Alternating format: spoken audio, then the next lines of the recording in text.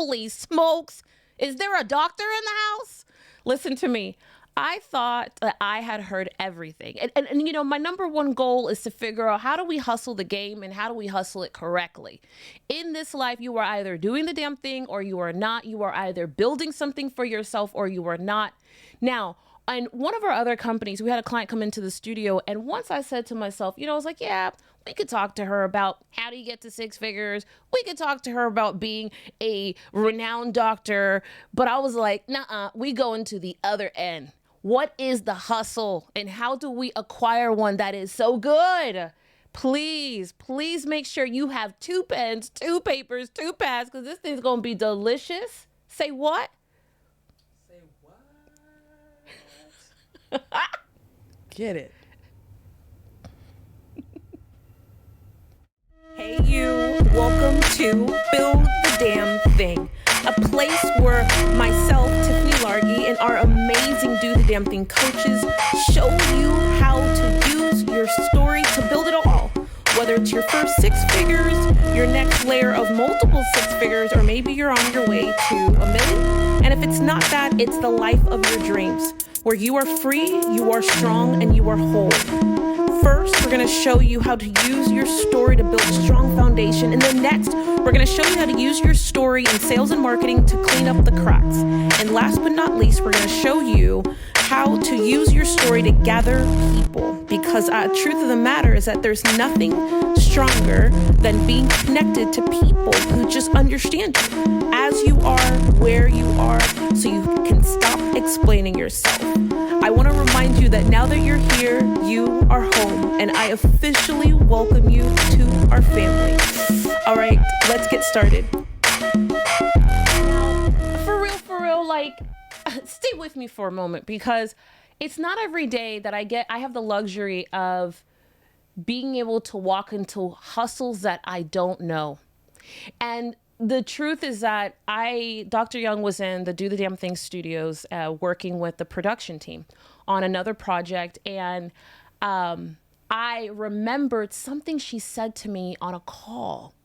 And I had to dive into this thing because I was like, I don't think the world even knows. I don't even think the world has even really thought about it. Now, the goal of this particular episode is to walk you through lifestyle. I'm going to walk you through lifestyle. So to our Build a Damn Thing listener, listen, I am going to talk to you about lifestyle. I'm going to talk to you about the hustle, and why hustles are important, no matter at what level your game is. And you really did remind me, and I'm going to introduce Dr. Young in just a moment, who's here in the studio with us, but she reminded me of the essence and why at all the levels of us that the hustle is necessary, and how if paying attention to our hustles sometimes, or our side piece, as I like to refer to, is important because it'll feed a part of either your soul, your spirit, your longevity in life. It'll give you something that you just can't buy. You actually can't buy. So I'm going to jump right into this. You're a doctor. The world loves you. You spent a gazillion years in medicine. Gazillion. Yeah, that's what it feels like. Yes. And your heart begins to palpitate about this side piece that you could acquire on the side of doctorisms. And I want to give depth before we even get into what the hustle is and what is a true hustle, because I tell you, I really thought I had all the hustles wrapped up, but I was like, I'm an amateur land. That's what I learned. So walk me through school. You went to school for a lot of years. You've been a doctor for how many years? 20 plus. You've been a doctor for 20 plus years. You've probably seen it all. You've probably now seen thousands upon thousands of patients and people in different settings. And you live a good life. You live a good life. And my first statement to everybody is that I often talk about building the damn thing. And the idea is that you need to go and build a business. Sometimes you just need to build yourself either into a great job. You need to acquire a skill, a license, a certification that allows you to do more. The goal is to be able to tap into something that gives you what you need. Why did you decide to become a doctor? Because I wanted to fit in. Bingo. I wanted to fit in. when I was young, I always felt like I never fit in anywhere. And even though like I fit into culturally in some pockets, around me was always these women and people, as I've talked before, that they just didn't look like me. They were a lot smaller. Their body pieces were smaller or way more developed than mine were. And I didn't see people who looked like me. So for me, business became a way that I could fit into somewhere. And I don't think it was business right out of the gate. I think it was just making more money. And that was the way I fit in. But at some point, you do the thing to satisfy yourself. And for you, you became a doctor, and clearly you can look back and be at least either grateful or proud of what you've accomplished. But there was a moment where you had a little bit of a palpitation like this. And you were like, that looks like fun over there. That looks like fun over there. So to the person who either make enough money where you're very satisfied in life, and I don't want to talk about wealth or rich because I don't think that's the idea. It is where you're in a profession where you love what you do and you feel good about it, but you had a palpitation. How did you decide to respond? We always have to respond to a palpitation, whether negatively or positively. You're always going to respond to a palpitation. And so, I met the opportunity head on. And so I responded positively. And so that is the reason why I became dun, dun, dun, Say it! a referee, basketball referee. So I want you to stay with me for a moment because this is the best thing that the world has never known. You have this doctor. So here, let me give context for everybody so we're in the midst of one of her strategy calls, and she was like, no BS. She was like, hey, I can't do that time and this time because I'm going to be out of the thing working. And I was like, okay, yeah, great. And in my mind I was like, oh, you see clients that late? I was like, okay, I see clients on the weekend too. She was like, no, I got to be in this and this state because the game starts at such touch. And I was like, what'd you say? And she was like, the game. Like, she was like, you heard me, woman. Like, she was like, the game is going to be, we got one Saturday, we got one Sunday, then we got to be in this state, this, that. And I was like, what game are we talking about? And she was like, literally, it was like a point of almost annoyance. Like, if you must know, like, if you must know, I am an officiant. And I was like, a what? And then she said something, some other big word that I did not know. And then I was like, you're a referee? And she was like, yes. And I was like, ah! It was so good because all of a sudden she lit up. We have been talking about big deal doctor things and healing people. We have been talking about doing all types of, big strategy, medicine, healing the world. And this woman lights up. You lit up. And for me, that's when the conversation really changed. Because then I try to understand the fact that you were a referee and that you were not openly a referee, but openly a referee. And then I was silent and you said, and I'm a referee for D1 schools. And I was like, I know that's right. Pop your own collar. Tell the people. She was like she needed me to know that this wasn't no Mickey Mouse stuff. You get it? She wasn't like, she didn't want me to think that you were in, 8-year-old soccer. She was like, D1 schools, and we go here, here, here, here, and here. How? I got to ask you how. When did you? How? How did this start? How did you know? Well, I knew, I played basketball as a kid my whole life. I played in college. Oh, you did? Yes. Oh, you played your whole life? I played my whole life. Wait a minute. Let's take a moment. Everybody, moment of silence for this. So I need to give context to this because she leaves college and she goes on to medical school. And she spends her whole life, in my mind, her whole life in school pursuing medicine.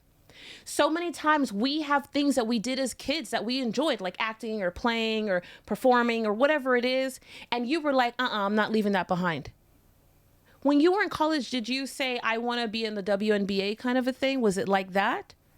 No, I never really said I wanted to be in the WNBA because my bigger goal was to be a physician. And so basketball was just a leeway to get me there. How was it a leeway? It was a leeway because I got a scholarship. Got it. Mom didn't have to pay. Got it. Oh, you right? did that. And I had fun. She wasn't playing. She's dunking on people. You guys Right. get it? You get it? She's not passing the ball to people. I want everybody to understand. This woman is dunking on people. She is schooling the game. I had no idea you did it your whole life. Okay. So you're in college. Did you know at that point that you were going to go back into the game? Like, was there ever a point that you were like, oh, I'm going to go back in? I didn't realize that I could actually be a referee, which was strange. You know, I'm female, Black, never thought there was never opportunity Yep. for me Yep. to be a referee. Wow. So, no. I never knew that there was an opportunity. I want everyone to just take a moment and think about this, the gravity of this. I never knew that there was an opportunity. We typically don't make decisions because we don't even know the decision is there for us to make. Take a moment as you're listening to this and just pause. Whether you're pausing this, wherever you're listening, or however this is, like, take a moment and really think about this. What did you used to do, either as a kid, a teenager, in your, I will call adolescent years, where you were like, that you enjoyed it or you did something? Have you left it behind? Is it with you today? The truth is that when you talk about medicine, you're clear and you're confident. But when you talk about refereeing, you actually light up. That's what got me excited, because I don't think I've ever met a referee that was excited, nor did I, like, that was your thing. And you were missing calls and you were like, we can't do it this day, this week, that week. And I was like, okay. And then she was like, it's going to be March Madness. She basically was like, you need to know your place. Like, she was like, know your place. Okay. Know your place, lady.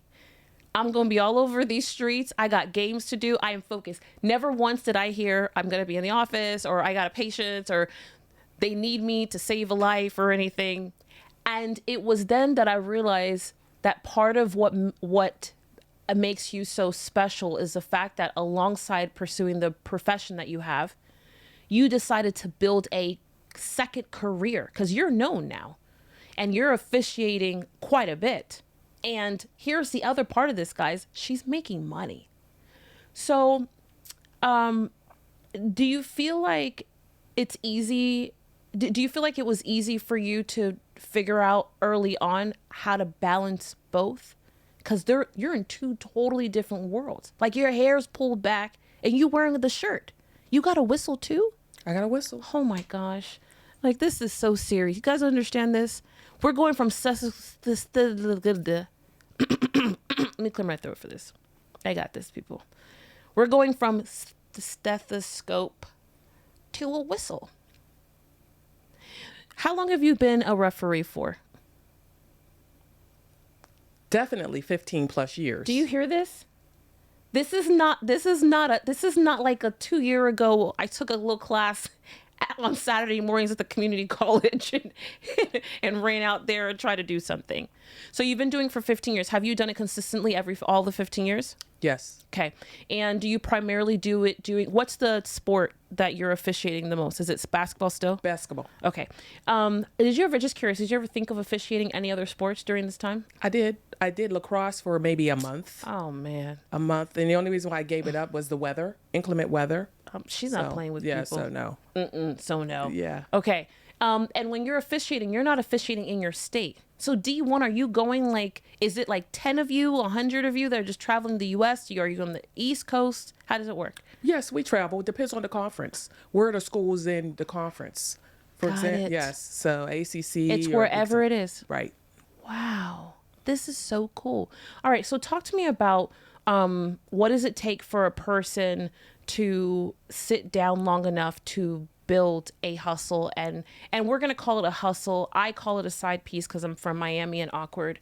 But what does it really take to look at where you are right now, even if you are making enough money to be comfortable? Because you do it because you love it. What else does it give you other than either something more to do or money? The other piece, besides what you just said, is I fit in. That was one of the things I lacked. It gives me the opportunity to really fit in. Right. Hold on. Aha. That's so big.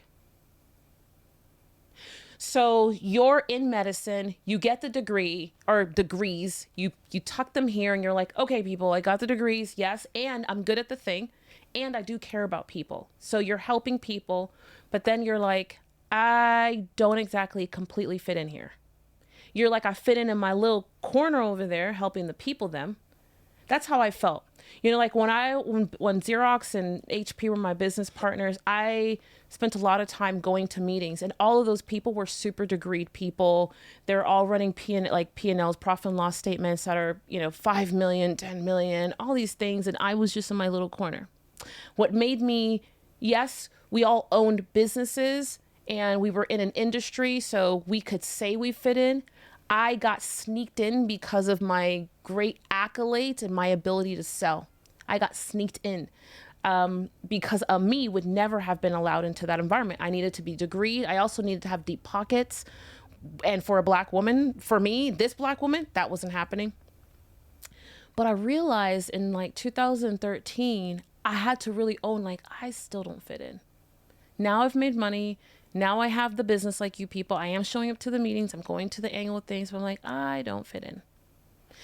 And I think that is the reason why I actually went and risked all the things to sell my business. And even in this moment, I don't know that I've ever really put the context to that, because I've made money. I have turned things around-ish. I've also bought my competitors out. I have a lot of badges in my industry. And I'm one of very few Black people, but at night I can remember crying to my husband and saying, I don't fit in anywhere. And then on top of that, I was in North Carolina, which just felt like I was lost. I love the fact and appreciate the fact that you said that first, because that's why you make a decision. So you have this thing, you didn't let it go, but you went to where you fit in, and then you felt different. What do you feel like is the greatest thing that you've been able to acquire for yourself now over the last 15 plus years by being somewhere where you finally fit in your life? I don't feel lonely. I feel connected to others, to something greater than myself. So when you grow up feeling that you don't fit in, you're lonely. The only place that you felt as though you fit in was in your closet. Yeah. It just gives you that sense of, finally, I found a place where I fit in. I found a place where I fit in. And then I'm sure that in that same space, and stay with me, everybody who's listening, because I'm going to get to the hustle in a moment, but this is pretty important. Because if you're not in a place right now where you don't feel like you fit in, you need to stop everything you're doing and run over there. I'm going to tell you, even as I look at my own career, where I am right now, the reason why I build all of this, because the truth is that I could do so much of it at home in my third bedroom kind of a thing, make $2, $3, $4 million a year and then make investments and build cash other ways. But I wake up every day and I have the luxury of working with people where I fit in. I have the luxury of producing events, and I do it to be with the people where I fit in with. And I look at my clarity and confidence and swiftness of moving, and the more I feel like I fit in, the faster I move. Let me ask you this. When you think about you fitting in somewhere finally, the other part of it is that you're pretty good, I'm sure, at officiating and refereeing. And so therefore you either get accolades or you're getting a series of high fives or great job, and then you get paid for it. And I don't know where you are in it, but let's say you started here, you can see that you've moved up in dollars. Do you feel like it was a confidence booster for you? Do you feel like tapping into your passion, or not passion? I'm going to move away from word because it's not passion. I don't want to highlight this as passion. It's because you get to give back. You're dealing with people, women, and women are still overlooked respectively in basketball. In sports in general. Right. Yeah, they are. So you feel like you get to give back. But in the spirit of somewhere that you fit in, that means you don't have to look anywhere anymore. Correct. You don't spend any time or wasting time looking around. Because when you're lost, or not lost, but when you feel like you don't fit in, every so often you're doing this, and you're looking around and you're spending 25% of your emotional, mental, and spiritual capacity just looking around. But man, once you find out where you flip and fit in, it's like magic. I love that. And thank you for that, sincerely. Because it's about fitting in and you don't feel lonely. You know, loneliness is so real. And I'm going to get to hustling, but you can be surrounded by people. You could actually have $500,000 and be so alone that none of it's worth it. And what inspires me the most about what you've said is that you kept both. Like, you're making me ask myself, where could I go and plug myself into even for 2, 3, 4 years that I've left behind? I mean, right now I would argue and say that I pretty much it's not like do everything I want, but I talked to you about the coffee shop, right? I was like, right. I got this coffee game together. I said it so fast. Then I was like, but I could go work in a coffee shop. It wouldn't be crazy. Then I was thinking to myself, my daughter asked me yesterday, she was like, Mom, because she wants to take me out of country for her not her graduation, but her becoming 20. And she was like, Mom, if we go to Europe, what do you want to do? And I was like, I want to go to a bread making class. That's it. And she was like, why? And I was like, because I'm going to be around other people who love making bread. And I don't know how the hell to make it, but I love to eat it. Mm. And she was like, really? And I was like, yeah, I just want to meet them. Mm. So building something for yourself was a way for you to fit in. That is the most magical thing ever. And thank you for that gift. So talk to me about the business side of this. There's money to be made in officiating. Is it predominantly women or men? Mixture of both, but mostly men on the women's side. Mostly men on the women's side. Yes. Why do you think that is? I just think at times women just don't get the same opportunity sometimes because you're judged, fortunately or unfortunately, with a man's capabilities. They're always going to run faster. They're always going to have a louder voice.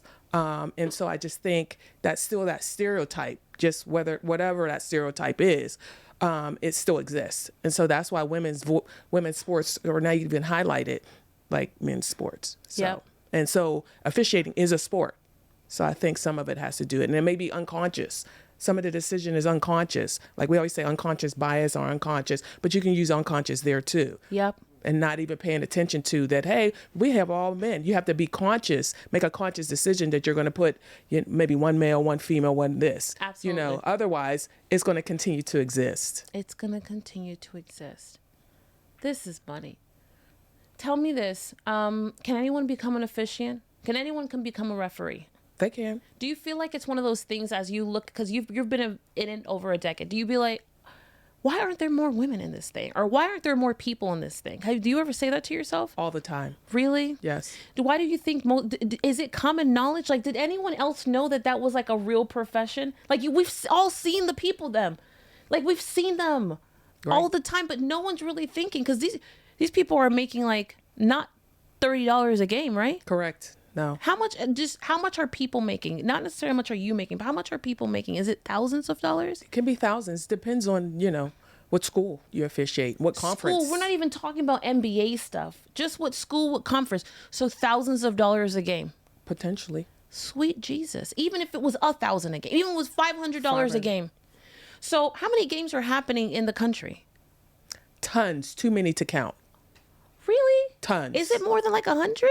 Definitely more than 100. What? Yes. What? Yes. Okay, so there's over 100 games. I gotta ask Coach Ryan. I'm gonna ask him. I gotta ask Coach Ryan because now I'm super curious. So $500, I officiate 20 games.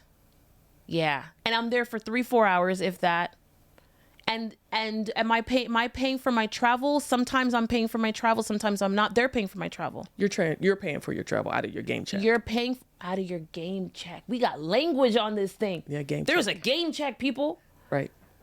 Oh, there is a game check. Can someone make $50,000 a year officiating? Of course, yeah. There are people who do that, I'm sure. Definitely. Really? can someone, but, and you're, I don't want to say part-time work, but it's not a full-time job. It's not a full-time job. Usually November to April 2nd. So April. November to April 2nd, you can build a career today in officiating. Everybody's like certificates. Literally, wait a second, only 4 or 5 months. These things are at night too. Wait a second, I might get in the game on this. I could run a little bit. I could do a hop. Right. Okay, so you're saying from November. Well, this is serious because up until this moment, I don't even think I thought about it, but it's the coolest job ever. So, and I love to watch games. I love to watch them live. And when my girls were little, I used to take them to go see the Miami Heat all the time. I could only afford the seats in forever, but we would go and watch live basketball all the time. All the time. So I can, between November and March or April, I can actually get to somewhere between $20,000 and $50,000. It's possible. It's possible. It's possible. It's possible. Can you imagine, guys, what would happen if you built a side thought of this and you found your way to continue to climb? Because we're talking about basketball at this moment. But the truth is that when basketball finishes, there are other seasons. I'm sure some of those skills are transferable, or we can pick up a few more. And in theory, someone who is doing this 12 months out of the year as a side piece could totally crush $100,000. This is wild to me. It's wild because it doesn't, I don't need to go to school for it though. I need to get a couple certificates or training. Is there training involved? Lots of training. Lots of training. Is it like years, many years? It's not many years. Okay. I mean, it's ongoing. You should always train. Okay. Every year we're training. There's different training camps. So if I wanted to get started today, could I actually go get started? You can. Definitely. I could. You can get started. Really? Yes. Is it like officiant school? It's not really a school per se. I mean, you take a test. Depending on which state you live in, you can take a test, start in high school and build from there. Got it. So you take a test. You say to the world, I am a referee. You get your practice in education. Right. Under 12. 12th grade. And then you kind of bust your chops there. And then you go, all right, divisions. Right. Somewhere between 1 and 3. You're like, all right, people, I'm here. Correct. Put me in the game. Got it. And then you probably get some form of an opportunity to either prove yourself or whatever it might be. And then you continue to build it. And you can build this thing and you've had it for 15 plus years. Yes. Are you going to do another 15 years? Yes. As long as I can. Listen, you saw she was like, yes. What are you talking about? Yes. Okay. 3 things that the person who is considering adopting this type of a side hustle right now. What are the 3 things you would leave them with? Number 1, you have to communicate well. You have to be a good communicator, and that just takes practice. Communication is just practice, really. You know, if you don't get it right the first time, your brain doesn't know the difference if it really happened. You can always go back and relive that. So number 1, communication. Number 2, conflict resolution, because both sides are going to think that you're wrong, right? So how do you have conflict resolution with both sides? So you have to be able to resolve conflict with the players, resolve conflict with the table. So those are the 2 things. And the third piece is you have to have an elevator pitch when you are talking to the coach. You can't stand there forever because the game is going on. Never miss the game because you're going to miss plays, just like life. You always want to be involved in the game, So you have to have I always say a 7-second elevator pitch. Yes, coach, that's what's happened. No, coach, that's it. That didn't happen. And move on. Learn to move on in life. You have to move on, grow. And we're done. And we're finished. I have nothing more to say. Nothing more to say. You're welcome.